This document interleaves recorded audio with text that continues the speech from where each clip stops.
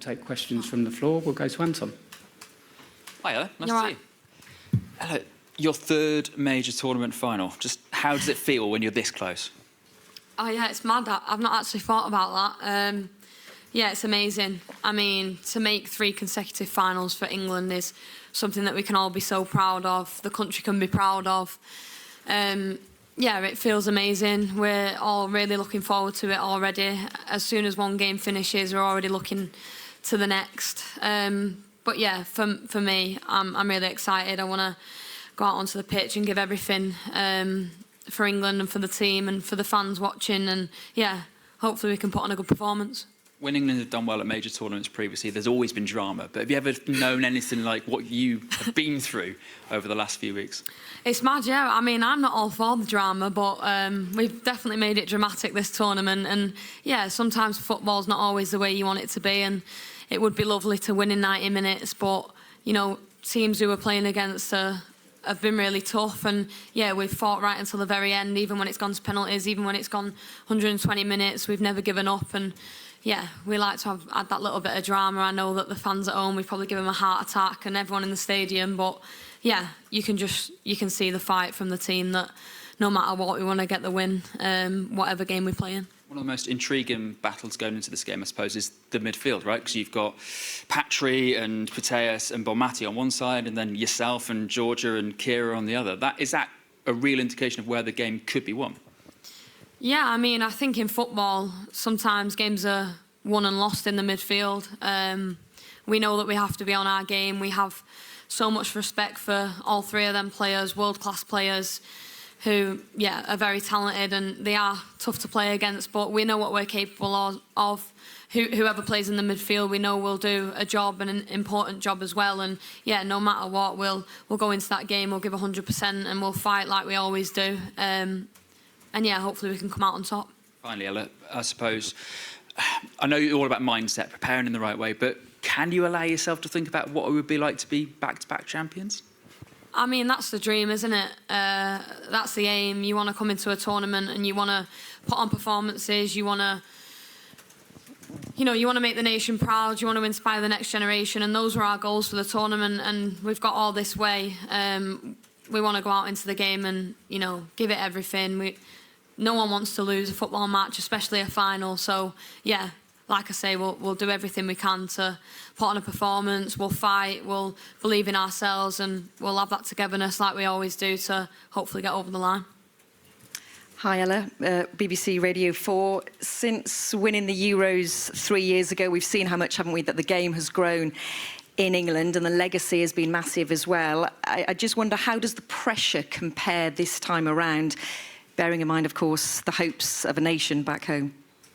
Yeah, I mean, I think we have our own little bubble. And when we're on camp, we stay in that little bubble and we don't know too much about what's going on at home. I think we don't have that pressure on ourselves. I think the only pressure that we have is the one that you put on yourself individually.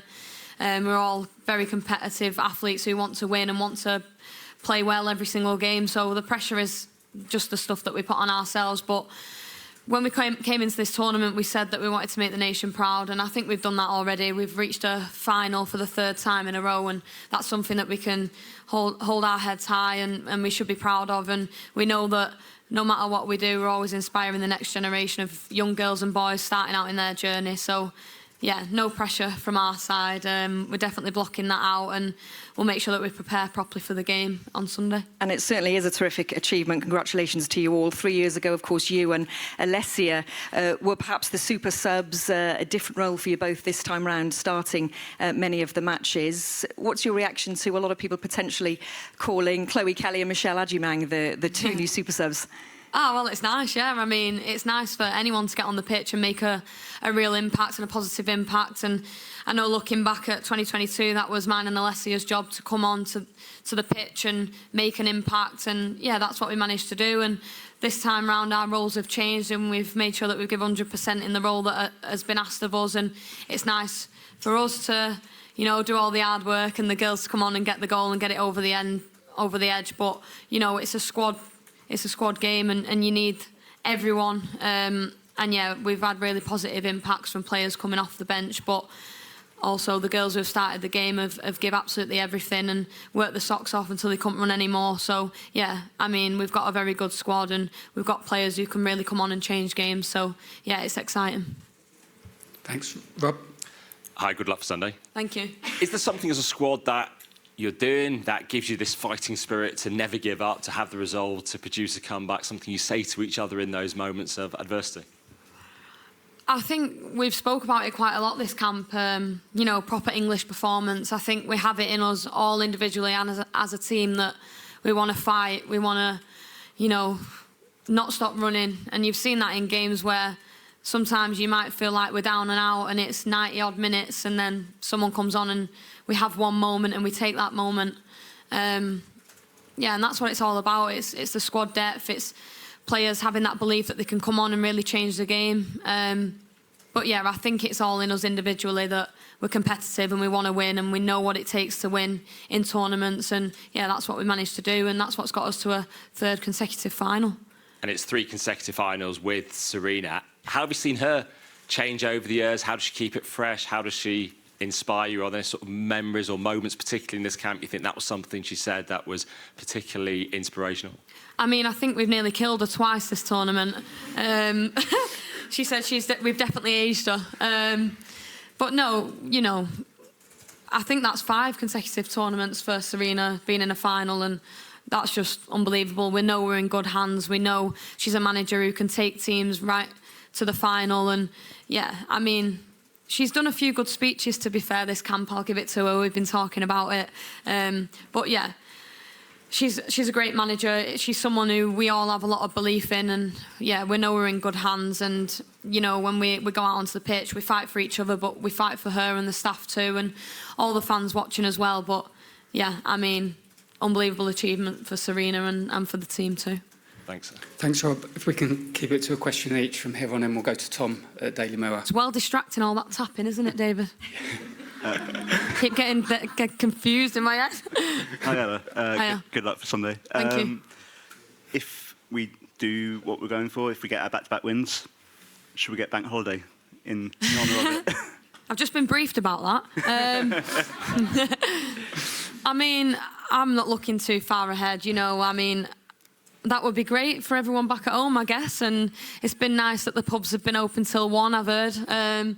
But yeah, I mean, our focus is just winning the game, and whatever happens after that, then great. Thank you. Thanks, Tom. We'll go to Kit at the Times. Thank you. Hi, Ella. Good luck for Sunday. Can I ask you about your captain, someone you've played with, played against, played at a major tournament with, played at a major tournament without her, and now she could lift a second major tournament title. What's she like to play under, Leah? Yeah, Leah's great. You know, she's someone who rallies the team up, gets everyone going, keeps everyone together. And even her performances, like the way she plays, the way she, you know, the way she plays the game really leads by example. And you want to play for someone like that. You want your captain to really, you know, step up in games, and she definitely does that, and she takes us all with her as well. So yeah, it would be amazing for Leah to lift another trophy for us. And yeah, she's a great captain, and one that you want to play under, and one that you want to work hard for, because you know that when she goes out onto that pitch, she'll give absolutely everything for everyone. So yeah, she's a great person too. Thanks, you. Kit, we'll go to Luke at the Telegraph. Might seem a bit of an obvious question, but what feelings do you get when you pull on that England jersey and you're representing your country? How proud are you of that? Yeah, just pride. Every time I get to pull the shirt on, it's just pride. It's something that I dreamed of when I was a little girl, to play for England and to go to major tournaments representing your country. I think I still pinch myself now. I think I'm 50 odd caps in, and it's still an amazing feeling, just like the first one was. And you know, when you pull the shirt on, you want to go out there and make everyone proud. You want to fight for each other, for the fans. And yeah, I think as well, when you pull that shirt on, you have that sense of freedom and belief.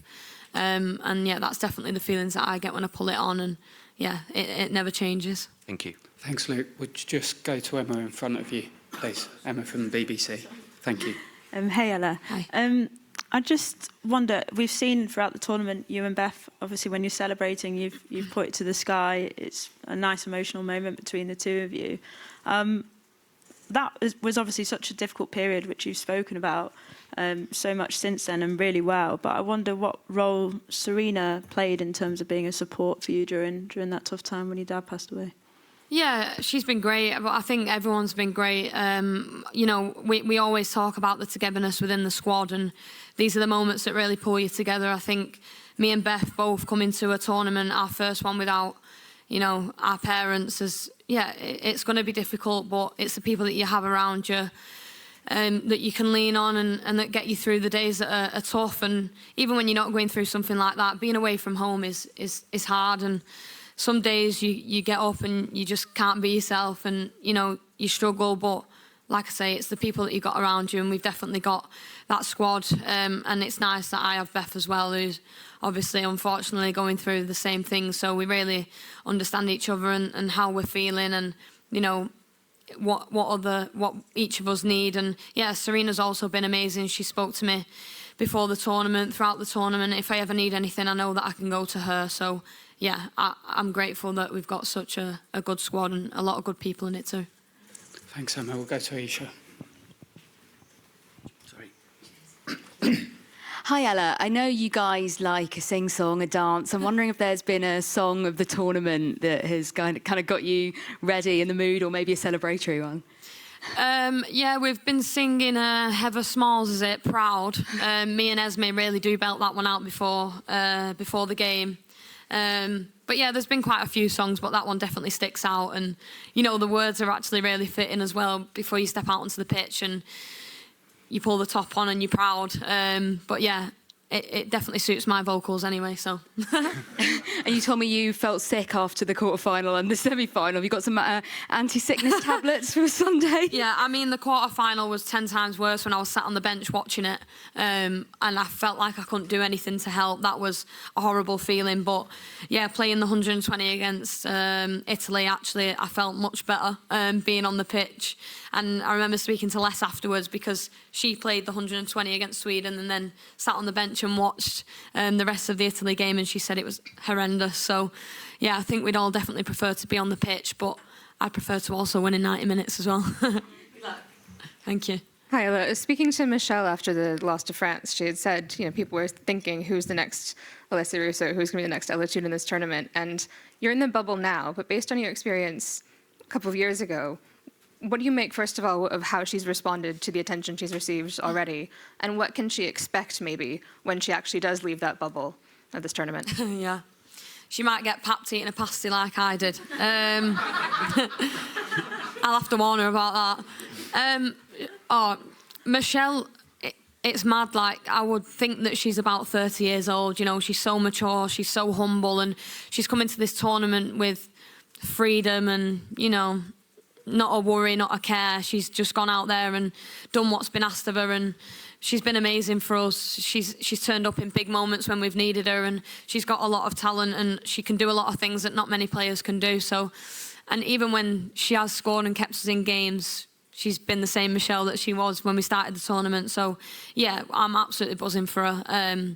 It's nice for good people to get things that they deserve, and she's definitely one of those people. And yeah, I think she's definitely in the bubble now, but I think when she gets out, she'll be recognised a lot more than she was before the tournament, that's for sure. And yeah, she definitely deserves that as well. Thank you. Okay, thanks. We'll take one from Norwegian TV, just there. Thank you so much. My first question was already taken, but great answers. About Sarina Wiegman, what's the last thing she says to you before you go out to play on the field? Oh, it depends whatever speech she's made up for us. Yeah, some words I probably can't repeat. But yeah, she's really motivating. She gets us all in a huddle. We're all listening to her. You know, you really hold on to every word that she says, and when she's finished talking, you're ready to go out and fight for each other, that's for sure. So yeah, she's definitely up to game with these motivational speeches. What did she say before the Italy match? Oh, I mean, a lot happened since then. I can't remember that far. I can't remember what I did yesterday. But yeah, just like I say, motivational speech, and gets you all ready and raring to go. And Yeah, sorry, I can't remember it word for word. Thanks. We'll go to Holly at the Daily Mirror. Right, Ella Toone there, speaking ahead of the Lionesses Euro obviously just talking about 2025 final on Sunday. We'll have more from that news conference on the way.